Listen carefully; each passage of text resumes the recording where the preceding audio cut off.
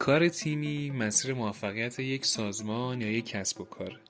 یک تیم کاری قوی میتونه پایه و اساس یک کسب و کار موفق باشه. به عبارتی هنگامی که وقتی ما یه دونه گروه خوب و موفق داریم میتونیم موفقیت و عملکرد صحیح سازمانمون رو تضمین شده بدونیم.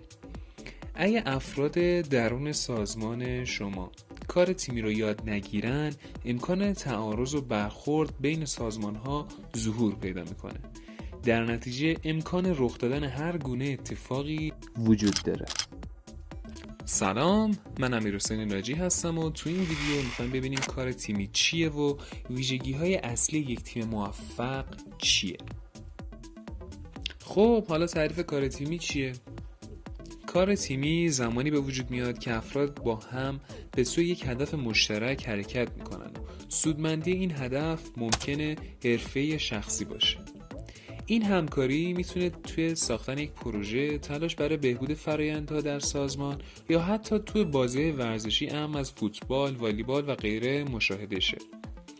مفهوم کار تیمی به سادگی بیان میشه، اما درک اینکه چطوری یک تیم خوب عمل کنه ممکنه پیچیده باشه.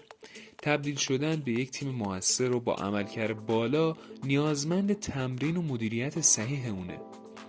برای هر شخص کار تیمی ممکنه معنای متفاوتی داشته باشه و اصول اون بستگی به نوع فعالیت و چالش‌های اون داره.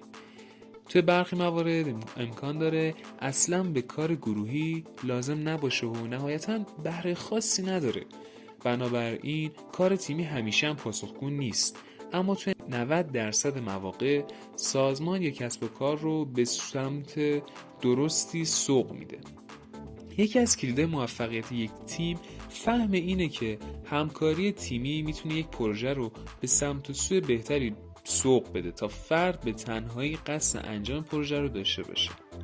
یعنی وقتی یک تیم به صورت تیمی یک کاری رو جلو میبرن، بهتره که یک فرد به تنهایی اون کار رو جلو ببره. تیم ها زمانی به موفقیت دست پیدا میکنن که وظایف رو تقسیم کنن و به طور مستقل کاری رو انجام ندن. تو این حالت یک تیم قطعاً به نتایج بهتر و سریعتری دست پیدا میکنه و کار تیمی برای همکاری و تلاش مشترک برای رسیدن به رویکردها بسیار بسیار مهمه. حالا سوالمون اینه که مزایای کار تیمی چیه؟ کار تیمی مزایای خیلی زیادی داره که میتونیم به عملکرد و موفقیت یک سازمان کمک کنه. برخی از مهمتریناش ما اینجا به 7 تا اشاره میکنیم: افزایش بهره‌وری، استفاده از تنوع، افزایش میزان خلاقیت، تقویت ارتباطات، تقویت اعتماد، کاهش فشارهای فردی و افزایش رضایت شغلی.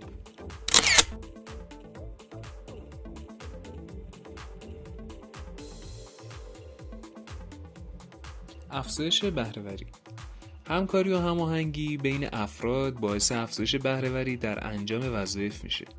افراد میتونن تجربیات و مهارت‌های خودشونو به اشتراک بذارن و از توانایی‌های یکدیگر بهره‌مند بشن. استفاده از تنوع، افراد با زمینه‌های مختلف، مهارت‌های مختلف و دیدگاه‌های مختلف توی یک تیم دور هم جمع میشن که این امر به بهبود تصمیم‌گیری‌ها و پیدا کردن راه‌حل‌های خلاقانه کمک میکنه.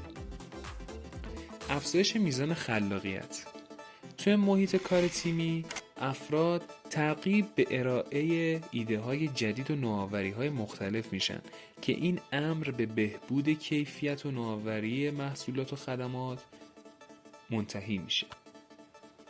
تقویت ارتباطات، کار تیمی فرصتی مناسب برای تقویت ارتباطات بین افراد و ایجاد یک فضای کاری دوستانه و پویاست که این امر به بهبود همکاری و ارتباطات شخصی و حرفه‌ای کمک میکنه.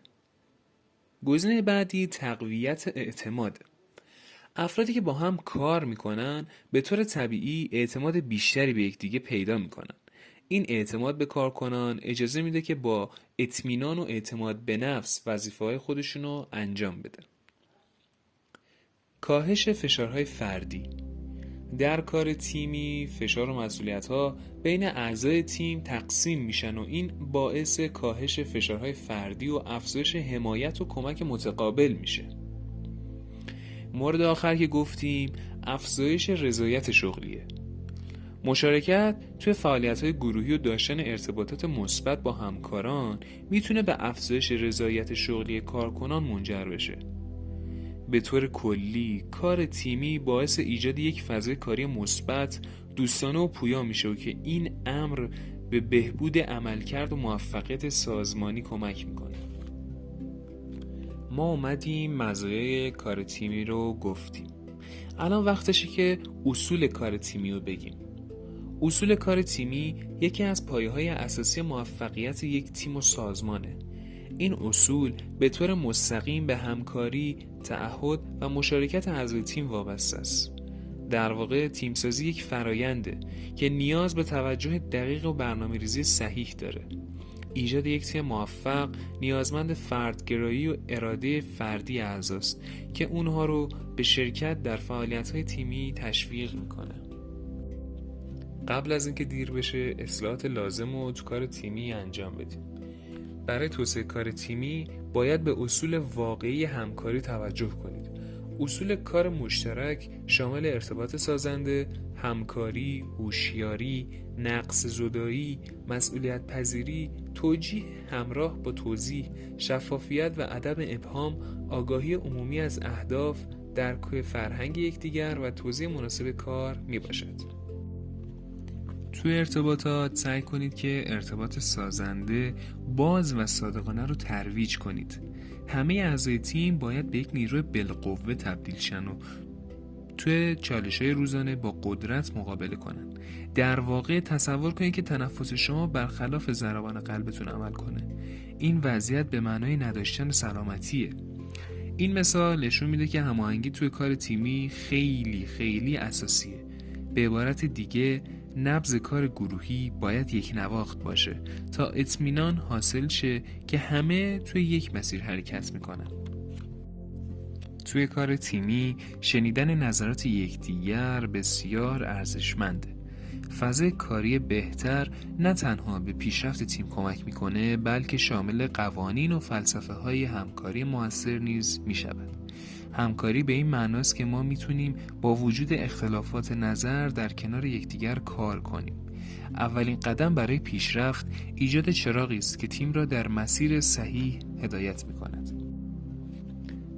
ویژگی‌های یک تیم موفق رو توی این قسمت میخوایم بهتون بگیم. 5 ویژگی که به شما کمک میکنه که یک تیم موفق رو تشکیل دهین یا بشناسین عبارتند از سبک رهبری منصفانه و ارتباط مؤثر، مشارکت اعضا و اعتماد به مهارت‌ها، پذیرش بازخورد و یادگیری از اشتباهات، حمایت و همدلی در برابر اشتباهات و صبر و تحمل در مسیر یادگیری.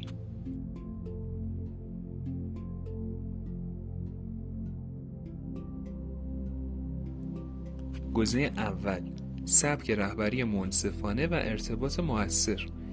رهبری منصفانه و دارای ارتباط مؤثر در محیط کاری به اعضای تیم اعتماد به نفس میده و اونا رو تشویق به مشارکت فعال در فرآیندهای تیمی میکنن.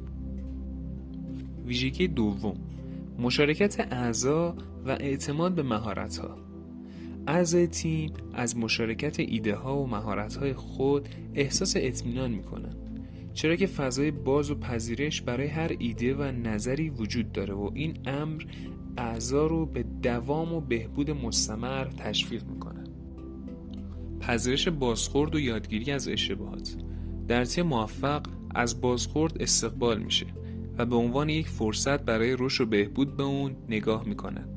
اعضا با اعتقاد به اینکه اشتباهات قابلیت اصلاح دارن و تیم در کل از آن یاد میگیرن و به جای دلسردی بهبود و پیشرفت رو پیشتر از همیشه تجربه میکنن. حمایت و همدلی در برابر اشتباهات.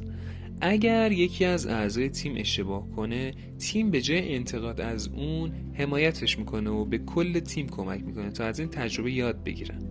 این امر باعث ایجاد یک فضای مطمئن و حامی برای هر فرد توی تیم ایجاد میشه. ویژگی پنجم تیم موفق: صبر و تحمل در مسیر یادگیری.